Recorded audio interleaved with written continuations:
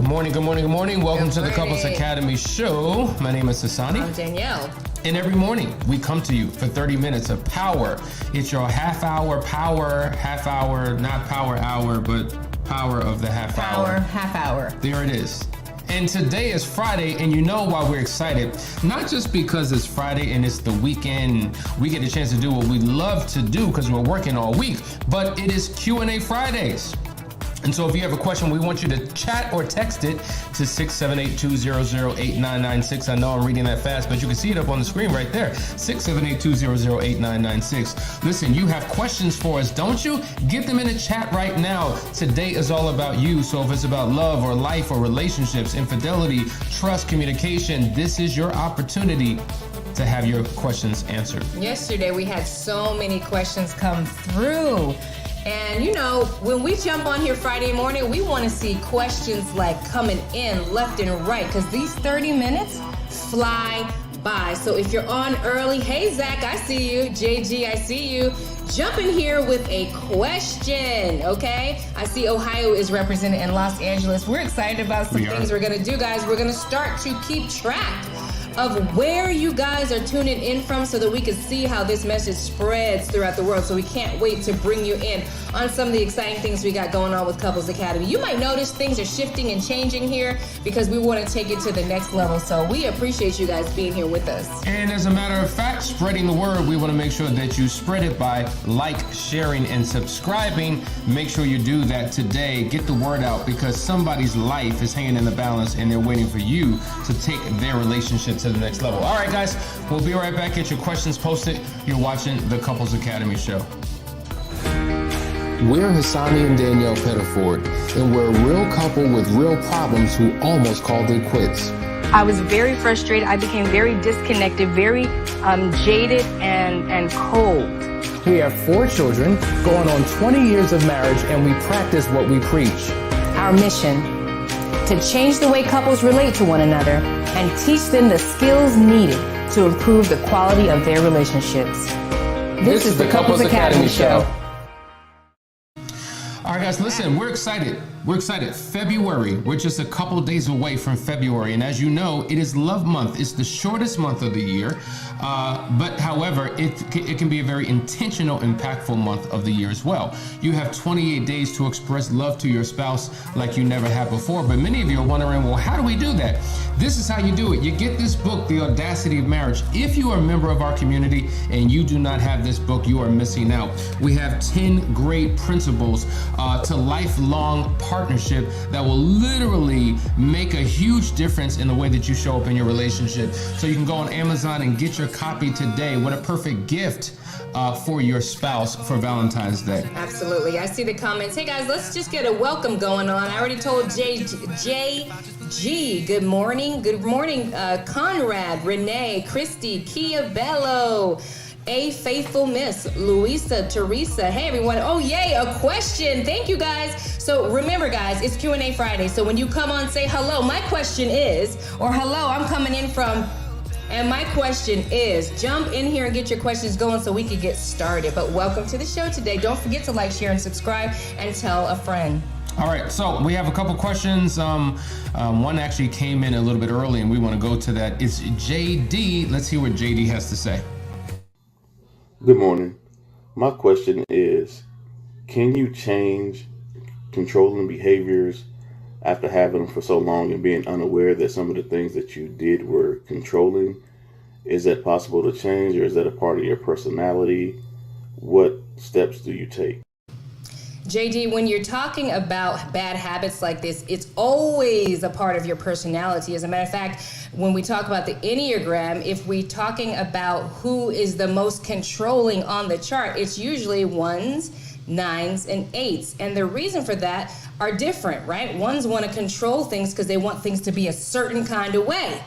8s want to control things because they just want to be in control and in charge of everything. 9s want to control things because they don't like disturbing the peace or to be pushed or forced to do anything. So the answer to your question is yes, it is a personality style, but we all operate at different levels of health when it comes to our personality style. So sometimes we're operating in our less resourceful self and it's a little bit more exaggerated and we're showing up in a negative way. We can always work on improving our personality style, and it begins by awareness. Once you're aware that, okay, this is my personality style and I have a tendency to be controlling, then now you can do what is necessary to say, okay, these are the things that I'm no longer going to do, or I'm going to be conscious of these things more. And then also allowing your spouse to contribute to that, right? Because if I say to you over and over again, you're so controlling. Every time I want to make a decision, you have to tell me how to do it, when to do it, what to do.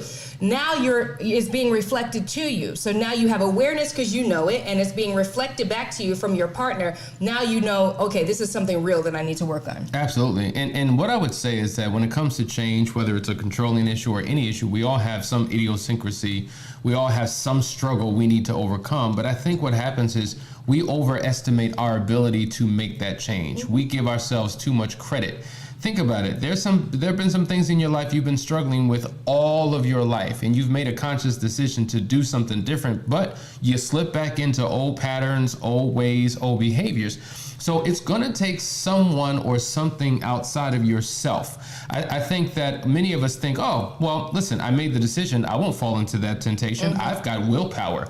Or your willpower is not on will call. And what that ultimately means is, just like with anything, you may start your day with a whole lot of willpower and willingness to overcome. Halfway through the day, that willpower starts dying out. By the end of the day, it's gone, it's spent. And so you don't just have access to it when you want it. And that's why you have to safeguard yourself when it comes to certain behaviors to make sure that you don't wind up slipping into things that may cause destruction. And so, listen, you need help, whatever that means. If it's joining a community, if it's having an accountability partner, if it's having a coach or a counselor to guide you through a process that you are submitted to, as long as you are in the throne seat of your own life, trust and believe, you're going to slip back into we can change. I think about George Foreman, who had a complete and total personality transplant, right? He did. You know, he used to be this mean and surly person. Nobody liked him. And he got into the hands of some great training, got somebody to help him with it, and he has a whole new personality. He's not even the same person anymore. So we do have the ability to change. Absolutely. All right, let's go to the next question from Rachel. Let's see what she has to say. Hi, how should you handle when someone does not follow through on their word repeatedly? And when you ask them about it, they say you're making a big deal out of nothing. Yeah, you do have to be a person who honors your word. A lot of times we say things in passing and we don't mean what we say. We just say things to be saying things. Like, hey, I'm going to call you tomorrow, right? Knowing good and well you are not calling that person tomorrow. Or I'm gonna get with you. I'm gonna get with you next week. Make sure you text me. Let's make this happen, right? And you have no intention because you know you out of town next weekend. I think I've been guilty of that. You know, saying things and having good intentions possibly, or just saying things to just move on with the conversation or move on with my day. And then what it does is it leads to disappointment and frustration, and people begin to question you, because really it's a matter of character and integrity. And there should be no separation between your word and your deed. And so whenever somebody's doing that in your life, you have to make them consciously aware what they're doing. And at the end of the day, listen, you have a decision as to whether you're going to receive it, if you're going to believe it, if you're going to show up to it. You can shut that behavior down by not participating in it. And so if they've offended you and disappointed you again and again and again, now I got to ask, well, what are you willing to do? Because you can't change that person's behavior. You can't make that person do right. So how are you going to show up? Because when you make changes in you, you're forcing them to change. And so when they realize, oh, I can't just say what I want to say to that person because they will give me the shutdown, it will lead to some type of consequence. I got to do better. Yeah. You know I think, when it comes to somebody who doesn't stick to their words, sometimes they're just non-committal type people, or they vacillate back and forth, or they're just, they just have a real problem with it. Like Asani said, they have good intentions. I think when we sit down with them and explain to them that every time you break a commitment, you break my trust. And if they can understand how big that is, that you're becoming someone that I cannot rely on, that I can't trust. Now, when you say things, I don't have any confidence in what you're saying. That might really help that person to understand, like, wow, I need to actually be accountable to my words. So I think that's a good step if it's your partner. Sit down and have these conversations. I think the biggest thing is we don't talk to each other. We don't communicate. We just kind of like mash it down and we hold it in, and it becomes resentment. And now we have these thoughts in our head. I can't trust him. I can't rely on anything he says. Instead, dialogue with your partner, get it out in the air, and give them an opportunity to do things differently. Absolutely. All right, we have one more question prepped, and then we're going to get to your questions in the chat, so let's hit that question. All right, one of our Moving Forward members, and if you don't know what the Moving Forward member program is, we'll get to that in a second, but every time an issue is brought up, it becomes a tit for tat. Everything is a battle. My spouse has a rebuttal for everything. How do we overcome this? Now, we're dealing with communication problems, and the problem is when it comes to communication, that's probably one of the biggest issues that all couples have. We talk about it all the time. The 5 biggest issues: sex, communication, money, parenting, in-laws. But at the end of the day, if you don't know how to effectively communicate, all other issues show up in all these other areas. And so at the end of the day, you have to give your spouse a platform to share his or her concerns without you constantly coming back. Well, you do the same thing too. Well, what about you? What about last week when you did such and such?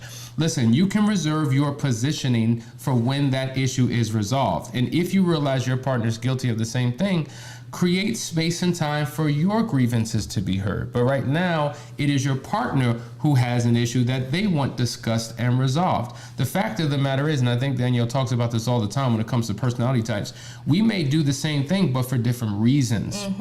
There's different motives behind us doing what we do. And so I think it's important that if the goal is resolution, I don't have to be right now.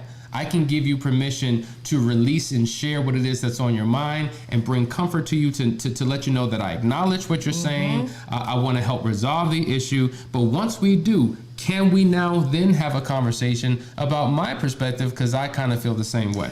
Listen, guys, I'm sure that is ringing so many bells right now for many of us out there, because that is a big struggle. We struggle with it. Everybody struggles with it, because when you're in the midst of an argument, you want your point to be heard.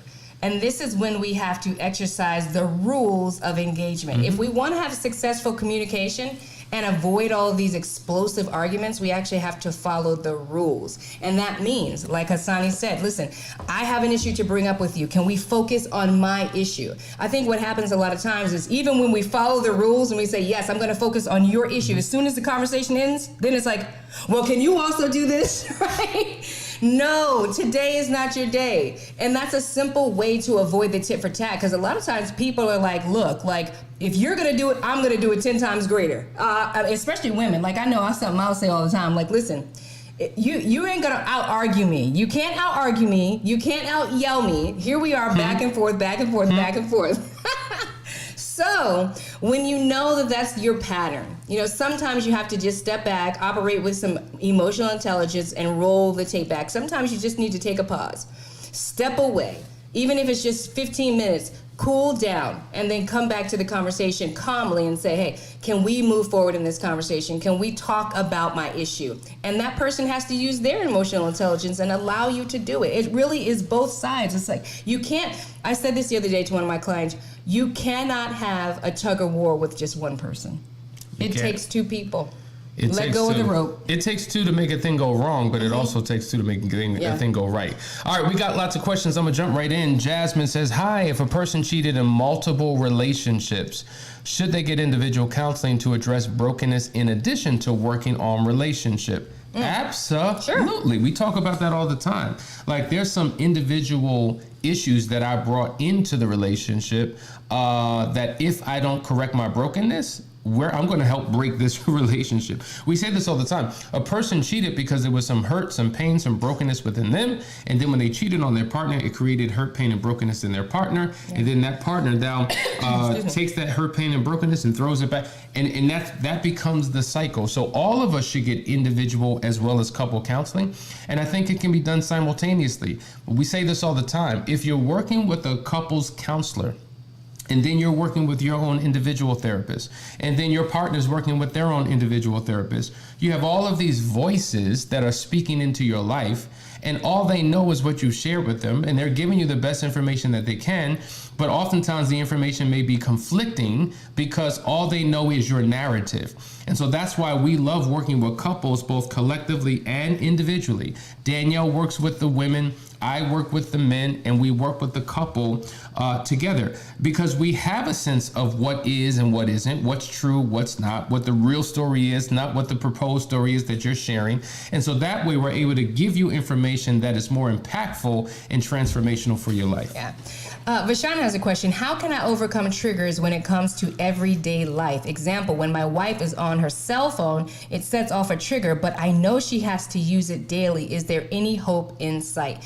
Absolutely, there's hope in sight. You know, triggers are there to warn you. You know, we always talk about triggers in a negative light because they cause us to show up negatively, but actually it's really to protect us from things that we think are going to be harmful. So if you have a trigger as it relates to the cell phone because maybe there was a time when she was hiding, talking to someone or texting another person on the cell phone, you are triggered because you don't know who she's talking to. If you know that she's using it for work, that's when you have to use your own emotional intelligence and say, okay, she's working. And you use some techniques. You start to breathe through the process. You actually reason with yourself. And that's what people don't understand, that triggers happen and you don't get to control when they happen. But when you're going through a trigger, you can control everything about how you respond to the trigger. It comes on you like this. Sometimes it's physical. You're hot, you know, you get heated, you get mad. But when you're aware that you're triggered, and you make the space to come into understanding, then you can make different decisions. And I think that's a big thing. You know she's using it for work. You know she's not using it to talk to a male or something like that. And so now you have to exercise that emotional intelligence and tell yourself, okay, it's okay. She's just using this phone to talk to somebody at work. It's okay. Breathe through it. Excellent answer. Listen, guys, we have a lot of questions. I can't wait to dig in deep. Many of you have been asking about the Moving Forward program. You see it. A question just came in from one of our members. It is an opportunity for you to be a part of a selective group of people who are all striving for the same thing because they want a better relationship. They want to restore some hurts and pains. And you glean from the membership that you are a part of, in addition to the teachings that you receive. So listen, find out a little bit more. We'll be right back to answer more of your questions. This is the Couples Academy Show.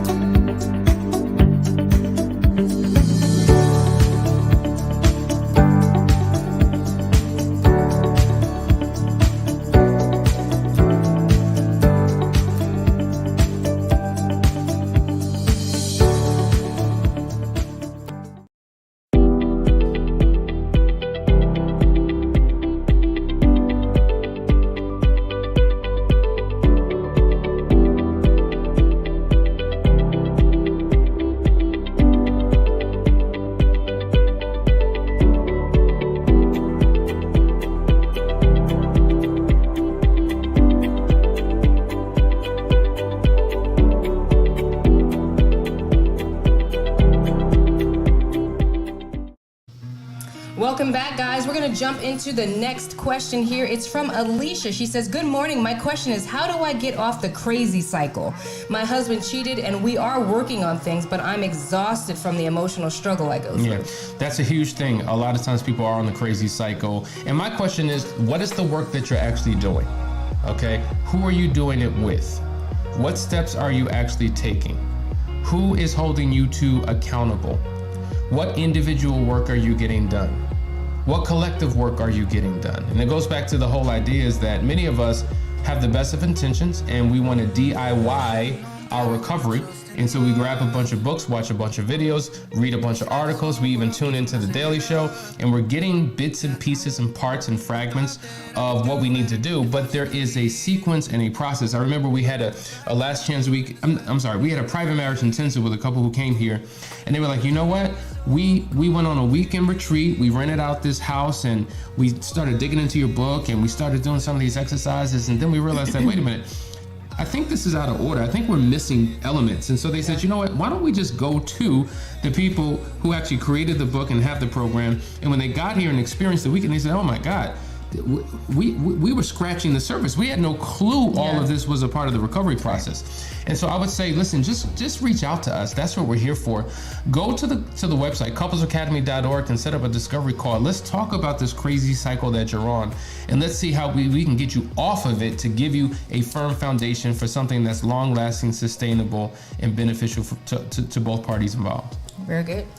Sky says, 10 days since D-Day, marriage is healing and we're doing great. However, I'm still feeling a lot of anger and resentment towards the other woman whose life didn't skip a beat.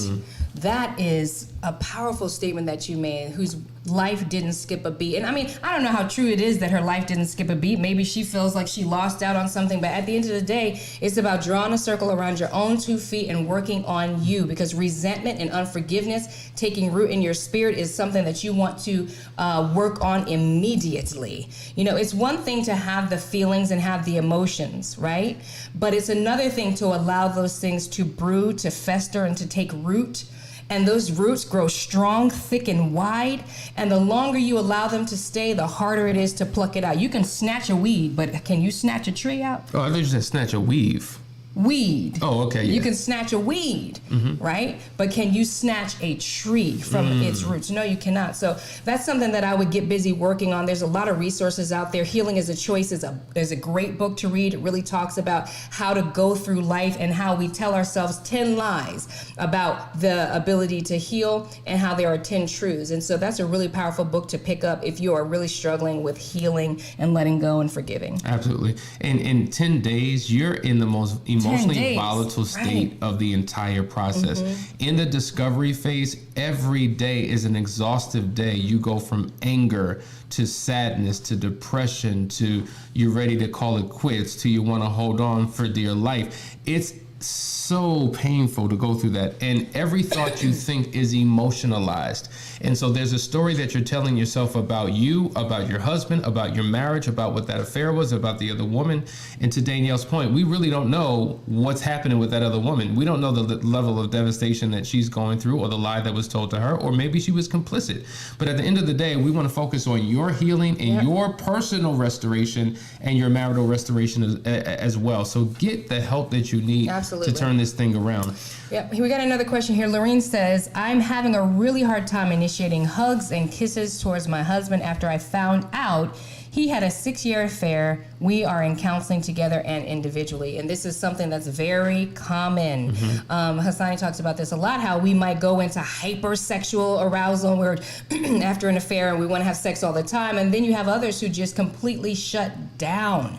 One of the things that we love to suggest is to go on what we call a sex fast, or this intimacy challenge really is another way of saying it, because oftentimes when there has been an affair, the intimacy is gone, you know. On both sides, you'll find that the person that was unfaithful has a hard time looking you in the eyes because they have shame and guilt, right? And you, as the hurt partner, have a hard time looking in the eyes because of insecurities as a result of them stepping out and having an affair.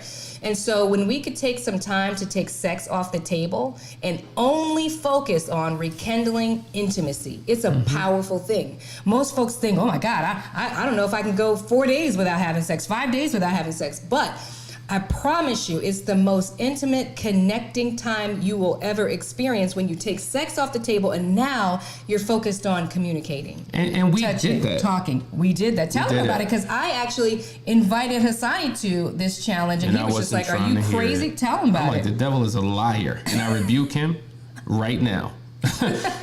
So when she came to me, I thought she was going to come with something foolish, like, we're going to do 90 days or 6 months. And well, you thought 30 days was crazy. I thought that was long, but I was willing to deal with it for the purpose of the outcome. At the end of the day, sacrificing something now for a greater benefit, that's what it was really all about. And so in that particular time, there was no expectation, there was no anxiety, there was no anything. We were able to be free. We connected, we played, we laughed, we joked, we hugged. There was nothing else attached to it, which opened up her heart and her mind and her willingness to engage on a deeper level. But what I want to talk about with that is what's really important is that when I presented it to you, you were like, heck no, the devil is a liar, all of that. But when I started to share with him how one of the biggest issues is desire, like you want me to desire you as much as I want to desire you, but I don't.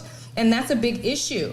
I talk about this all the time, this lack of desire that a lot of women go through, and that's what you're talking about. You're having trouble hugging and touching and connecting again. And so when he realized, like, this could be a win-win situation. She could actually learn to turn on something that right now is turned off. That was really interesting and intriguing to him, and that turned the table. And I think when you explain it to men that way, that lets their guard down. And what's interesting, you have two components of a sexual relationship that are really diametrically opposed.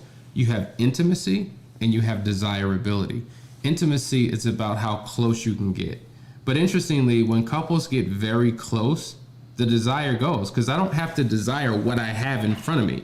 But when there's a longing and a craving, like when there's a distance between two people, you begin to crave, long for, and desire what you don't have. So it's like this fine dance that you have to play between intimacy and desirability. And because we went for 30 days, you began to feel, not that it took 30 days, because we didn't even make it the full 30 days, because she wanted to break it, which I thought was awesome. So it actually served its purpose, and the desire did come back, and we didn't even make the full 30-day process. So I loved it. And so I would encourage you all to do it. I loved it. We ain't doing it again. Hold on. But I would encourage y'all to do it. I got to say this one more thing. I loved it too, because, and I know this is resonating with somebody, because I would avoid him like the plague. Okay, you know, you get dressed in the same bedroom, right? But if you know he's coming, you don't want to be seen in your underwear. You don't want to be seen. You're gonna cover up, put a robe on, put a hat on, and just seem as sterile as possible. But when the 30 days was on, I was just like, yes, I was free. And he enjoyed the freedom. You know, he enjoyed me. I would jump on him, hug on him, roll all up on him, because I knew I could be as playful and free. I could be as flirty and free as I wanted to. And I knew that there was no obligation of the sex at the end of the night. And that was big for me, because I even wanted to explore my intimacy skills and what I would feel. I mean, it was an adventure for me to see, okay, when is the desire going to come? Because not only am I expressing differently, but you were expressing differently. You were showing up differently, because that's all we had. And we began to read things together. We read books on intimacy and things of that nature, and that actually helped to get great ideas. We had conversations that we were open to that we wouldn't have had without angst and all of that during that particular time. And you can focus on sensuality, not sexuality. There's a difference. Sensuality, tapping into all the five senses that you can explore, that heightens your connection. Yeah. We have another comment down here. Here we go. It says, Rayo, can you share your story? I've been watching your videos for over a year and may have missed your story. And here's what I'll say. It would take the rest of our little bit of show to unpack our whole story, but we do have our book. Show them the book, Hassani. You can go pick up our book at Amazon. Our entire story is in there. Many of you are already reading it and getting lots of help. Pick up the book. You just need to get the book. Yeah. Okay. And next week when we have more time, we can start sharing those things with you. There's another question. Hey, Font. Oh, I'm sorry, from Kenya. How do you deal when your spouse lets you know that they are in love with someone else? Yeah, that's a blow, because we're talking about an emotional affair, right? And sometimes for some people, all right, fine, I get the sex piece, but you gave them your heart, like you are in love and emotionally entangled. And so what I would say is, I would want to unpack that. I would want to have an in-depth conversation about that, an ongoing, continual conversation to get to the root of it all. What was it that caused an emotional disconnect between us, and what allowed you to find some level of emotional attraction and attachment to somebody else?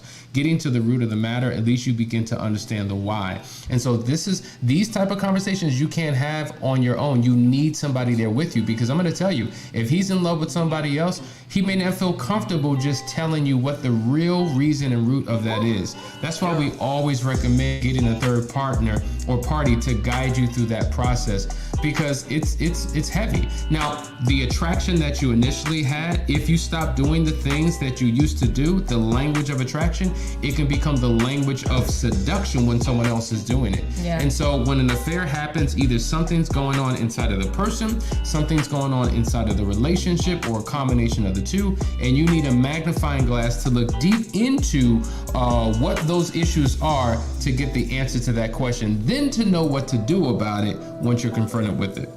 That's our show.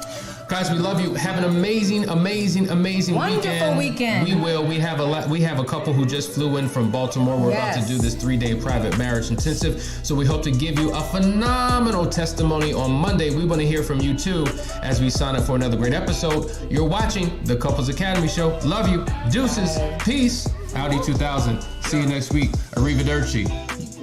Ciao. Bye, y'all.